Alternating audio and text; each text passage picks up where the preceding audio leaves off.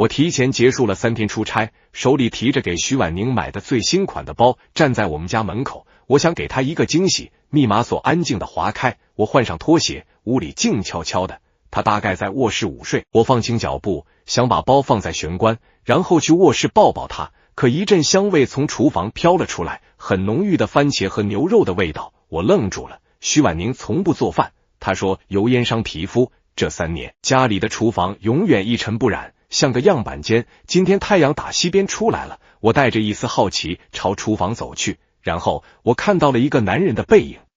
他很高，穿着一件白色的衬衫，袖子挽到手肘，露出结实的小臂。他正低头切着洋葱，刀工很熟练。徐婉宁就站在他身边，歪着头笑着看他，眼睛里是我从未见过的光。他手里拿着一个小碗，里面是刚包好的蒜瓣，像一捧珍珠。男人切完洋葱，眼眶有点红，他偏过头，正好对上徐婉宁的目光。徐婉宁踮起脚，伸出手，用指腹轻轻擦过他的眼角。这么大个人了，还怕洋葱？他的声音里带着宠溺的笑意。男人顺势握住他的手，放在唇边亲了一下。有你在就不怕了，空气是甜的。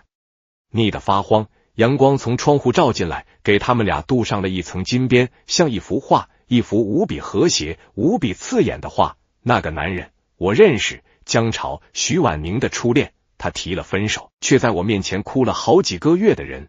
我胸口像是被一柄重锤狠狠砸中，连呼吸都忘了。手里的购物袋啪的一声掉在地上，里面的包滚了出来，精致的金属搭扣刻在大理石地面上，发出清脆又刺耳的声响。厨房里的2个人像被按了暂停键，动作瞬间凝固。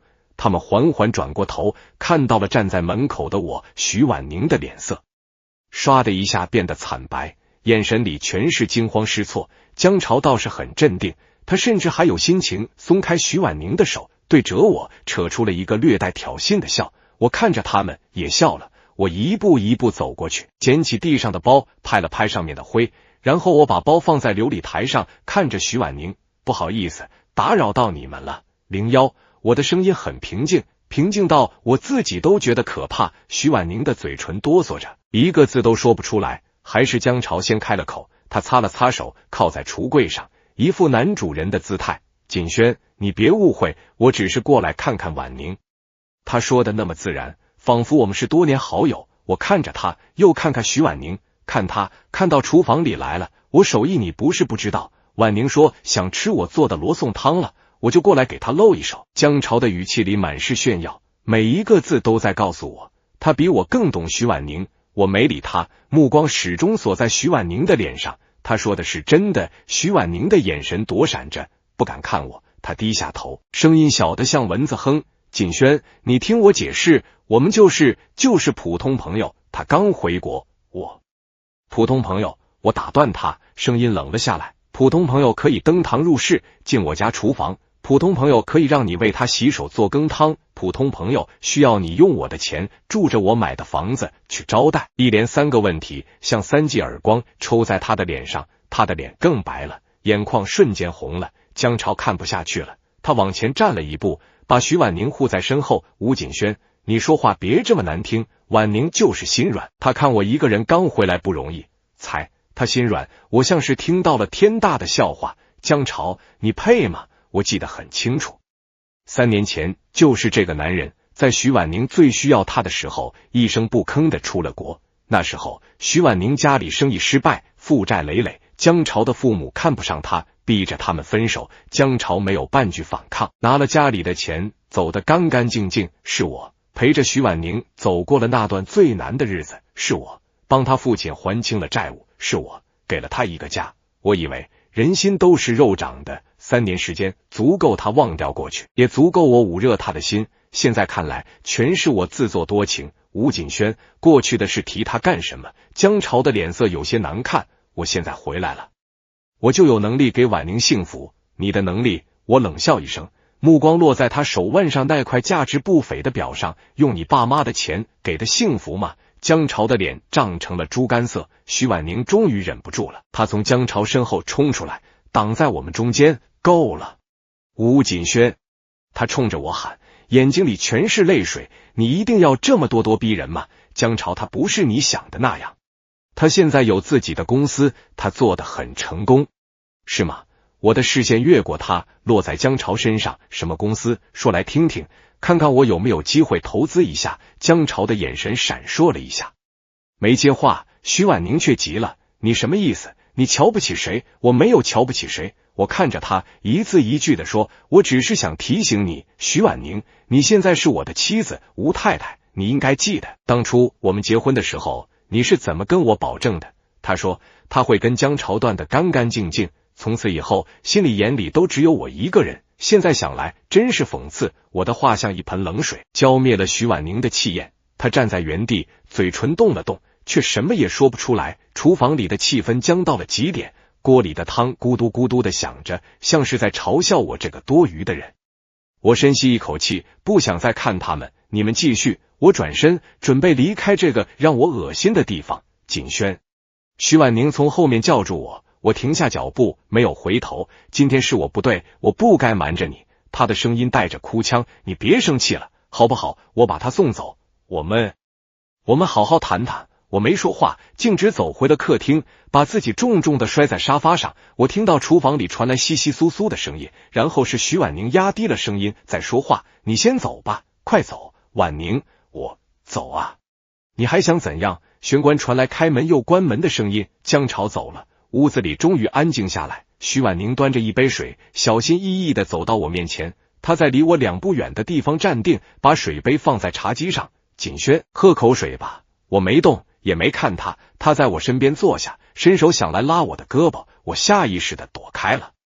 他的手僵在半空中，脸上的血色退得一干二净。对不起，他低声说，我真的只是把他当普通朋友，他家里出了点事，心情不好，我就想陪陪他，安慰一下。我没想到你会提前回来。我终于有了反应，我转过头看着他，他的眼睛又大又亮，此刻盛满了泪水，看起来楚楚可怜。我见犹怜，以前他只要一露出这个表情，我就会心软，不管什么事都会原谅他。可今天我看着这张脸，只觉得无比陌生。家里出了事，我问什么事？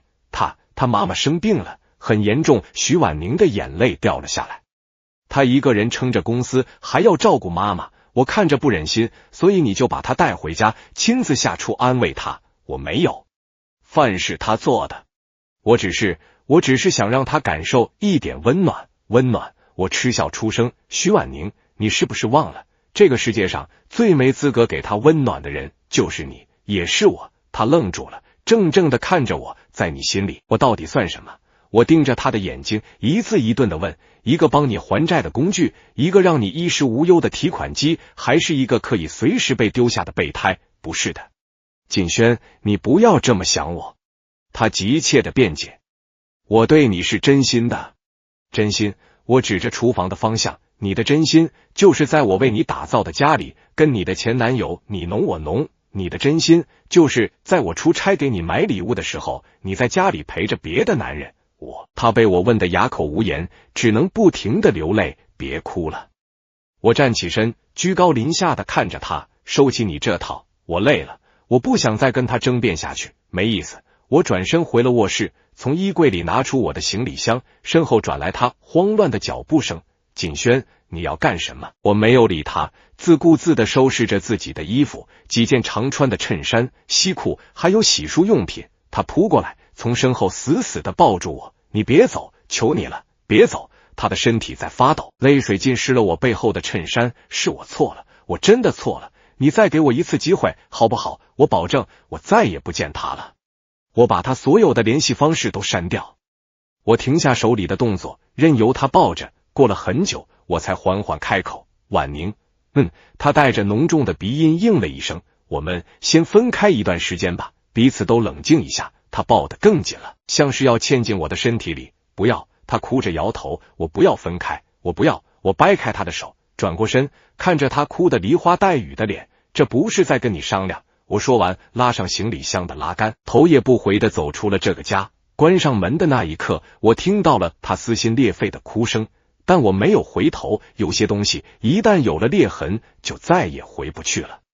我在公司附近的酒店住了下来，一连3天，徐婉宁给我打了几10个电话，发了上百条信息。内容无非是道歉、忏悔以及保证，我一条都没回。我需要时间来想清楚这段婚姻到底该何去何从。这3年，我自问对徐婉宁仁至义尽，他父亲欠下的300万赌债是我还的，他母亲生病住院，前后花了100多万是我付的。这套市中心的大平层房产证上只写了他一个人的名字，我每个月给他10万块的零花钱，他想买什么就买什么，我从不过问。我以为我的付出能换来他的真心，我错了。在徐婉宁心里，我大概永远都比不上那个叫江潮的男人，哪怕那个男人曾经那样深深地伤害过他。第4天，公司一个紧急项目出了问题，我忙得焦头烂额，一整天都没看手机，直到深夜，我拖着疲惫的身体回到酒店，才看到徐婉宁发来的最后一条信息：锦轩，我妈住院了，急性心衰，在市医院，你能不能过来一下？信息是下午5点发的，我看着那行字，心脏猛地一沉。虽然我对徐婉宁很失望，但丈母娘对我一直不错，我没有犹豫，立刻抓起车钥匙冲出了酒店。市医院住院部，我找到了丈母娘的病房，刚走到门口，就听见里面传来徐婉宁和她父亲的说话声。婉宁啊，你跟锦轩到底怎么回事？他怎么电话也不接？爸，我们吵架了。徐婉宁的声音听起来很疲惫。哎，你这孩子，夫妻哪有不吵架的？床头吵架床尾和嘛。锦轩这孩子多好啊，对我们家更是没得说，你可不能跟他耍性子。我知道，你赶紧给他打个电话，好好道个歉，让他过来看看你妈。你妈这2天一直念叨他呢。里面沉默了一会儿，然后我听见徐婉宁说：爸，你别逼我了，他不会来的。为什么？因为江潮回来了。什么？岳父的声音瞬间拔高。那个混小子回来了，你又跟他联系了？爸，你小声点，妈还在睡觉。我小声不了。徐婉宁，我告诉你，你要是敢跟那个姓江的再有什么牵扯，你看我打不打断你的腿。岳父是真的生气了，声音都在发抖。当年他怎么对你的，你都忘了。我们家最难的时候，他人呢？现在看我们家好过了，他又凑上来了，他安的什么心？爸，不是你想的那样，江潮他现在，我不管他现在怎么样，我只知道吴锦轩才是我的女婿，你这辈子都只能是吴家的媳妇。我站在门口听着里面的对话，心里五味杂陈。我推开门走了进去。爸，岳父和徐婉宁同时回过头，看到我都愣住了。锦轩，你来了。岳父的脸上瞬间露出了惊喜的表情，他快步走过来，拉住我的手。好孩子，我就知道你肯定会来的。徐婉宁站在原地看着我，眼眶红红的，欲言又止。我挣开岳父的手，走到病床前，丈母娘戴着氧气面罩，睡得很沉，脸色苍白。妈怎么样了？我问。医生说暂时脱离危险了，但还要观察几天。岳父叹了口气，人老了，不中用了。我点点头，没再说话。病房里的气氛有些尴尬。岳父看了看我，又看了看徐婉宁，给我使了个眼色。那个锦轩啊，我出去给你买点吃的，你跟婉宁好好聊聊。说完，他便急匆匆地走了出去，还贴心地带上了门。病房里只剩下我和徐婉宁。他走到我身边，低着头，像个做错事的孩子。谢谢你能来，我来看我妈。我的语气很冷淡。他的身体僵了一下，眼泪又掉了下来。锦轩，我知道错了，你原谅我这一次好不好？他伸手拉住我的衣角，轻轻地晃着，这是他惯用的撒娇方式。以前我最吃他这一套，可现在我只觉得讽刺。我扶开他的手，我们之间的问题不是一句我错了就能解决的。那你要我怎么样？他抬起头，泪眼婆娑地看着我。我都说了，我跟江潮没什么，你为什么就是不信？信？我看着他，你让我怎么信？是信你说的普通朋友，还是信你们在厨房里亲密的举动？我们没有。他激动地反驳，他只是亲了我的手背，那只是一个朋友间的礼节。朋友间的礼节？我气笑了。徐婉宁，你是在侮辱我的智商吗？哪个国家的礼节是男人亲女人的手背，还是在一个已婚女人的家里，当着她丈夫的面，她被我堵得说不出话来。我告诉你，你别再自欺欺人了。江潮回来的目的没你想的那么单纯。你什么意思？他的眼神里充满了警惕。他是不是跟你说他开了公司，做得很成功，他没说话，算是默认了。他是不是还跟你说他妈妈生了重病，需要一大笔钱？徐婉宁的脸上露出了震惊的表情。你怎么知道？我冷笑一声，要想人不知，除非己莫为，我早就找人查过了。江潮这几年在国外根本就不是在创业，而是在赌，他输光了家里的钱，欠了一屁股债，这次回来就是来找你这个冤大头的。徐婉宁的脸一瞬间变得惨白如纸。不可能，你骗我！我骗你！我从口袋里拿出一叠照片，甩在他面前。照片上是江潮在各个赌场里一掷千金的画面，还有他跟不同女人亲密的合影。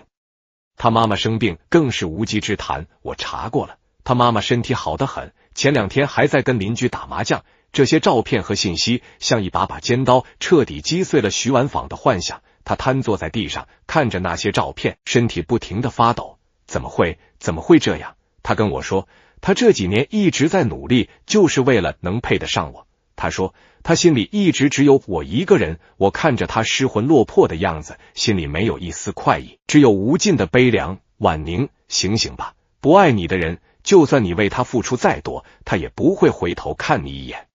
而爱你的人，舍不得让你受半点委屈。我说完，不再看他，转身走出了病房。我以为真相大白后他会彻底死心，我又错了。女人的执念有时候比我想象的更可怕。我在医院走廊的尽头抽了根烟，尼古丁的味道让我混乱的大脑稍微清醒了一些。身后转来脚步声，是岳父，他手里提着一份馄饨递给我。锦轩，吃点吧，你肯定也饿了。我摇摇头，爸，我没胃口。岳父在我身边坐下，叹了口气，孩子，婉宁做错了事，我替他给你赔个不是。爸，这不关你的事，怎么不关我的事？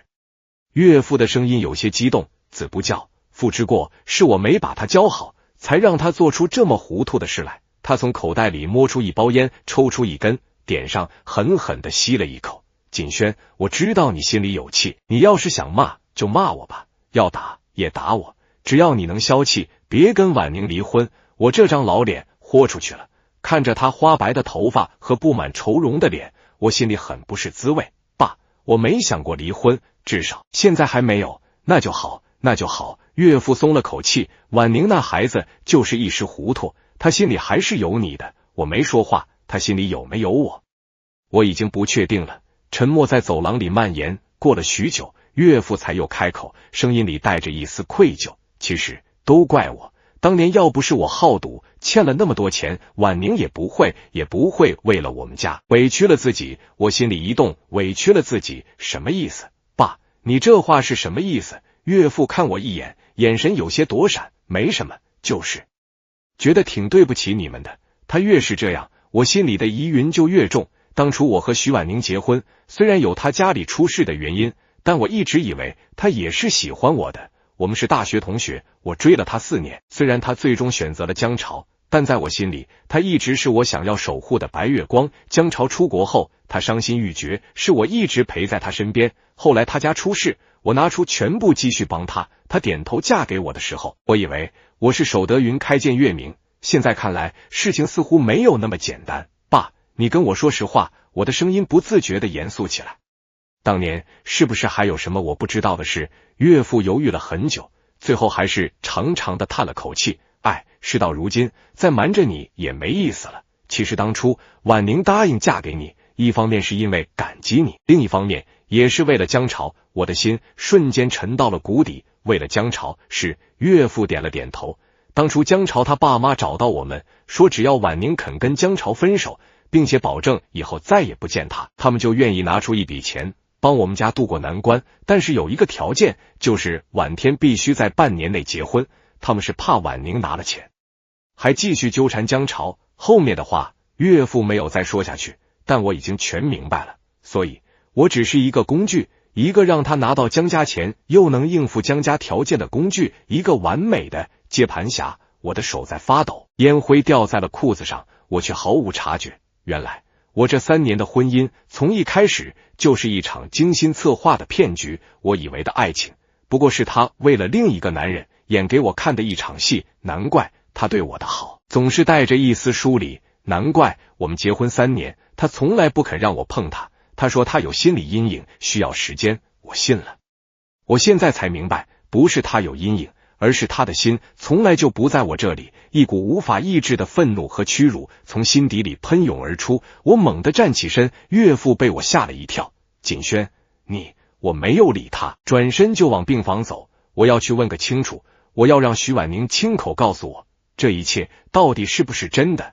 我一把推开病房的门，徐婉宁正坐在地上，呆呆地看着那些照片。听到动静，她抬起头，看到我满脸怒气的样子，她有些害怕地缩了缩。锦轩，我走到她面前，蹲下身子，捏住她的下巴，强迫她看着我的眼睛。徐婉宁，我问你，3年前你嫁给我，到底是为了什么？我的声音不大，却像冰一样冷。徐婉宁的身体剧烈地颤抖起来，眼神里充满了恐惧。我不知道你在说什么。不知道。我加重了手上的力道。要不要我帮你回忆一下江潮的爸妈？那笔钱，半年的婚约。我每说一个词，徐婉宁的脸色就白一分，到最后她脸上已经没有一丝血色，只剩下绝望。你都知道了。是，我都知道了。我甩开她的下巴，站起身，像看一个陌生人一样看着她。徐婉宁，你真行啊，你把我当猴耍了3年，是不是觉得特别有成就感？不是的，锦轩，不是你想的那样。他爬过来，想要抱住我的腿，却被我一脚踢开。别碰我，我嫌脏。我的话像一把刀，狠狠地扎在他的心上。他瘫在地上，终于嚎啕大哭起来。我也不想的，我也不想骗你，是他们逼我的，是江潮的爸妈逼我的。他们说，如果我不这么做，他们就不会放过江潮，也不会放过我们家。我没办法，我真的没办法。他哭得撕心裂肺，好像受了天大的委屈，可我听着只觉得恶心。没办法，我冷笑。所以你就选择牺牲我，把我的感情，我的尊严踩在脚底下，去成全你那可笑的爱情。徐婉宁，你凭什么？我冲着他怒吼，胸腔里的怒火几乎要将我吞噬。门口岳父也冲了进来，看到眼前这一幕，他老泪纵横，一巴掌扇在了徐婉宁的脸上。你这个畜生，我们吴家到底哪点对不起你？这一巴掌把徐婉宁打懵了，也把我打醒了。我看着眼前这混乱的一幕，突然觉得很没意思，跟这样的人纠缠只会拉低我自己的档次。我深吸一口气，强迫自己冷静下来。行了，爸，别打了。我拉住还要动手的岳父，然后我走到徐婉宁面前，她捂着脸，难以置信地看着我。我们离婚吧，我说，轻飘飘的4个字，却像一颗炸弹在病房里炸开。不，我不离婚。徐婉宁像疯了一样扑过来，死死地抓住我的胳膊。锦轩，我不要离婚，我求你了。我知道错了，我可以改，我以后什么都听你的。我再也不见江潮了，我发誓。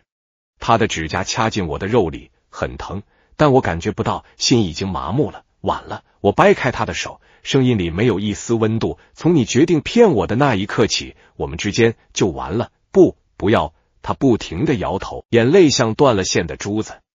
岳父也过来劝我，锦轩，你再给他一次机会吧，他只是一时糊涂。爸，我看着他，这不是糊涂，这是欺骗，是彻头彻尾的蓄谋已久的欺骗。他从一开始就没爱过我，他嫁给我只是把我当成一个跳板，一个工具。现在工具没用了，还想让我继续傻下去吗？我的话让岳父无言以对，他张了张嘴，最终只能化作一声长叹。徐婉宁，明天上午9点，民政局门口见。如果你不来，我会直接走法律程序，到时候你不仅什么都得不到，可能还要背上一身债。我说的不是气话。婚后我为他家付出的那些钱，每一笔都有转账记录，只要我起诉，法院很大概率会判定为夫妻共同财产的非正常处理，他需要偿还1半。徐婉宁的身体晃了晃，像是要晕过去。他知道我说到做到，我没有再看他一眼，转身离开了病房，走出医院大门。外面的冷风一吹，我才感觉自己活了过来。我开着车在街上漫无目的的游荡，手机响了，是我的助理小张。吴总，您没事吧？我听说您太太的母亲住院了。我没事，江潮那边有新动静了。小张的声音变得严肃起来。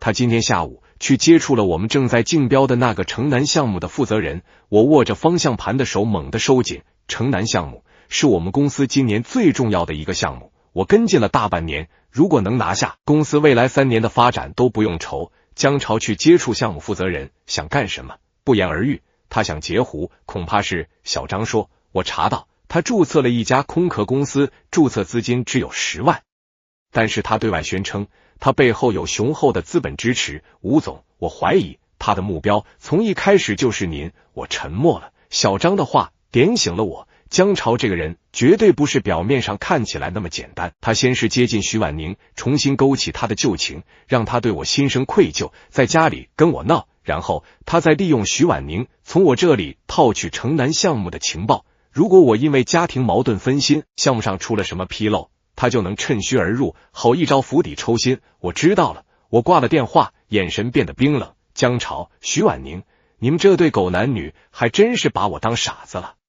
你们以为吃定我了？那我就让你们看看傻子被逼急了会做出什么事来。我调转车头，朝着公司的方向开去。第二天一早，我给我的律师打了电话，把离婚的事情全权委托给了他。然后我像往常一样去公司上班。徐婉宁没有来民政局，他给我发了条信息，锦轩，给我一点时间好吗？我不想离婚。我直接把手机关机了。城南项目的竞标会就在3天后，这3天我吃住都在公司，带着团队把竞标方案的每一个细节都重新打磨了一遍。所有人都看出了我的不对劲，我比平时更沉默，也更严厉，一点小小的瑕疵都会让我大发雷霆。他们不知道，我这是在憋着一股劲，一股要把所有算计我的人都掀翻在地的劲。竞标会当天，我带领团队提前半小时到达了会场。在会场门口，我冤家路窄碰到了江潮，他一身高定西装，头发梳得油光锃亮，身边还跟着2个助理，人模狗样。看到我，他一点都不意外，反而笑着走上前来。吴总，好久不见。不久，我淡淡的说，3天前在我家厨房刚见过。我的话让他脸上的笑容僵了一下。吴总还是这么爱开玩笑。我不开玩笑，我看着他，我只是想提醒江总，有些地方不是什么人都能进的，进去了就得付出代价。江潮的脸色彻底沉了下来。吴锦轩，你什么意思？没什么意思。我笑了笑，就是觉得江总的公司注册资金只有10万，就敢来竞标几十个亿的项目，勇气可嘉。你调查我。他眼神一凛，彼此，我们之间的火药味已经浓得化不开了。周围的人都向我们投来好奇的目光。吴锦轩，你别太得意。江潮压低声音在我耳边说，你老婆心里的人是谁？你比我清楚。你以为你赢得了项目就能赢得他的人吗？你永远都只是我的替代品。我看着他小人得志的嘴脸，突然觉得很好笑。是吗？那就让我们拭目以待，看看今天到底是谁会输得一无所有。说完，我不再理他，带着我的团队径直走进了会场。我能感觉到他怨毒的目光像一条毒蛇，死死地钉在我的后背上。竞标会开始了，按照抽签顺序，江潮的公司排在第3个，我们排在第5个。轮到江潮上台的时候，他意气风发，对折台下的评委和领导们侃侃而谈。不得不承认，他很会包装自己。他把他的空壳公司说成是海外资本新贵，把抄袭来的设计理念说成是国际顶尖团队的杰作。他还当场承诺，如果能拿下项目，他愿意追加5个亿的投资。江潮的演讲落幕，台下果然有几位评委露出了赞许的神色。他得意地扫了我一眼，仿佛已经稳操胜券。可他不知道，我早已布下天罗地网，就等他自投罗网。轮到我上台时，我没有多余的寒暄，直接连接了会场的大屏幕。各位评委、领导，在展示我们公司的竞标方案前，我想先澄清一件事，关于江总口中海外资本新贵和顶尖设计理念的真相。屏幕上首先出现的是江潮公司的工商注册信息，10万注册资金，空壳运营，无任何实际项目经验的记录一目了然。紧接着是他抄袭的实锤。他刚才侃侃而谈的设计方案与3年前国外某知名设计院的作品高度重合，细节对比图清晰的无可辩驳。江潮的脸色瞬间惨白，猛地站起身嘶吼，你伪造证据，这是污蔑。我冷笑一声，按下了另一个播放键，录音里清晰地传来江潮和城南项目负责人的对话。他承诺拿下项目后分你2成，还有一笔50万的转账记录截图。时间就在昨天，江总，伪造证据，不如问问这位负责人，你昨天晚上是不是还在酒店给他送了名贵字画？会场瞬间炸开了锅，评委们的脸色彻底沉了下来。现场的纪检人员立刻上前，将还在狡辩的江潮控制住。他挣扎着，谩骂着，往日的意气风发荡然无存，只剩下丑态百出的狼狈，像一条丧家之犬。解决了江潮，我才缓缓展开我们公司的竞标方案。不同于江潮的夸夸其谈，我们的方案基于实地调研，从成本控制、工程质量到后期运维，每一个细节都详实可查，甚至提前规避了3个潜在的风险点。评委们频频点头。最后一轮投票，我们以全票通过，成功拿下了城南项目。走出竞标会场，我的律师给我打来了电话，语气轻快：吴总，离婚官司赢了，徐婉宁婚内存在欺诈行为，且试图协助江潮套取公司机密，法院判决离婚，他不仅分不到任何财产，还需偿还您为他家支付的200万债务，房产证已经过户回您名下。他今天一早就被赶出了房子，我没有意外，只是淡淡应了一声，挂了电话。徐婉宁的电话打了过来，语气卑微到尘埃里，带着哭腔：锦轩，我知道错了，我真的知道错了，江潮是骗我的，我不该鬼迷心窍，你再给我一次机会好不好？我什么都不要，只要你让我回到你身边。我靠在车旁，看着远处的车水马龙，声音没有一丝波澜。徐婉宁，机会我给过你，是你自己不珍惜，你当初选择把我当工具，就该想到今天的结局，我们之间早就两清了。说完，我直接挂断电话，拉黑了他所有的联系方式。后来我才知道，江潮因商业欺诈、行贿等多项罪名被判了5年有期徒刑。